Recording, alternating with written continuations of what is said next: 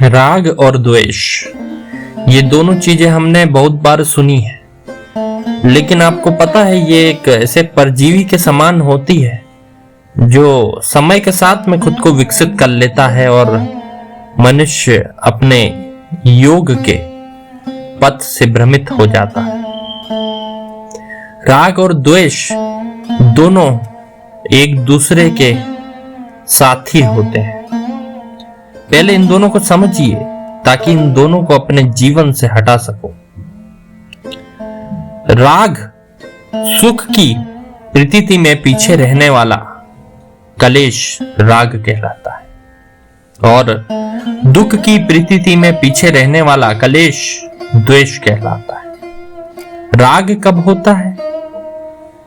प्रकृतिस्थ जीव यानी प्रकृति में रहने वाला जीव यानी हम को जब कि कभी भी कोई ऐसी सुविधा मिलती है, कोई सुख मिलता है पदार्थों में, तो हमें उसके निमित्तों में उसकी आसक्ति हो जाती है, अर्थात हमें उस पदार्थ को चाहने की या उसे प्राप्त कर लेने की आसक्ति हो जाती है।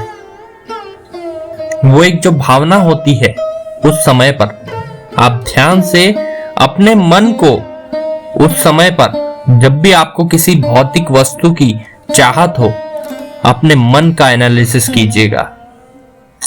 एक भावना होती है, एक विचार आता है जो मन में कौंधता है कि ये चीज मुझे चाहिए ही चाहिए। हालांकि वह आपके जीवन के लिए आवश्यक वस्तु नहीं है, लेकिन उसका सुख भोगने के लिए आपको वो चाहिए। जैसे आप रुई के गद्दे पर सोते थे, लेकिन आपको फोम का गद्दा दिख गया किसी दोस्त के यहाँ पर। आप उसके घर गए, उसने बोला चाय पीने बैठो, और तुम फोम के गद्दे पे बैठ गए। तो जो उस समय एक तीव्र विचार आएगा, ये चीज मुझे भी चाहिए। मैं ये नहीं कह रहा हूं कि इच्छा करना नाजायज है, आप बिल्कुल ले सकते हो।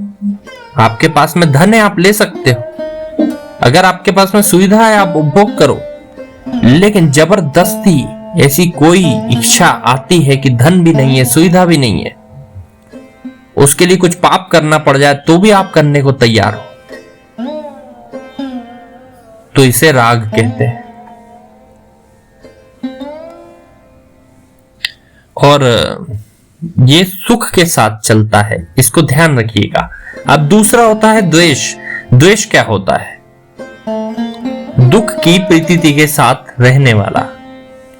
जब मन में राग उत्पन्न हुआ, हमने वो वस्तु प्राप्त कर ली तो राग समाप्त हो गया,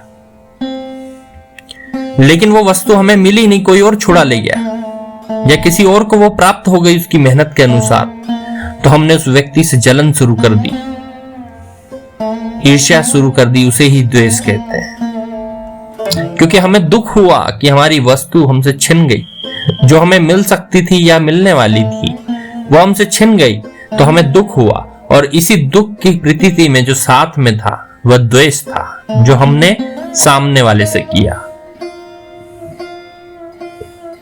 तो द्वेष हमेशा दुख के साथ में रहेगा और राग सुख के साथ में रहेगा। जब कभी भी कोई व्यक्ति, जैसे कोई पुरस्कार था, आपने उसके लिए बहुत मेहनत करी पर आपकी उतनी योग्यता नहीं थी, कोई और व्यक्ति उसे ले गया उस पुरस्कार को, तो आपके मन में उसी समय जो तीक्ष्ण भावना आएगी बदला लेने की, या फिर उससे उस चीज को छुड़ा लेने की, या फिर उस व्यक्ति के प्रति हिंसा करने की, उसे ही हम द्वेष कहते हैं। और इन दोनों परिस्थितियों में आपको अपने मन को काबू में रखना है। राग जब होता है तो वह ज्यादा हानि नहीं पहुंचाता, वो स्वयं को हानि पहुंचाता है बस मन को भटका के।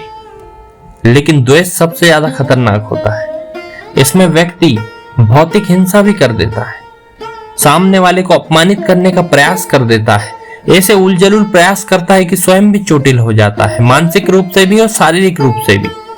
इसलिए द्वेष बड़ा खतरनाक है। और द्वेष राग से उत्पन्न हुआ है, राग की समाप्ति के बाद में उत्पन्न हुआ है, तो ये उसके भी गुण समेटा हुआ है। गुण क्या कहो अवगुण समेटा हुआ है। तो द्वेष से तो बच के रहिएगा, क्योंकि द्वेष हाथ में जलते हुए अंगारे लेने के समान है जो हम दूसरों पर फेंकना चाहते हैं। वो तो जलेगा, लेकिन हो सकता है वो बच जाए अपने कर्मों से, लेकिन हमारा हाथ तो जलना तय है, क्योंकि आग हमने अपने हाथ में ही उठाई। तो राग और द्वेष का अंत करने पर ही योगी व्यक्ति आगे बढ़ पाता है। इस बात को ध्यान में रखिएगा।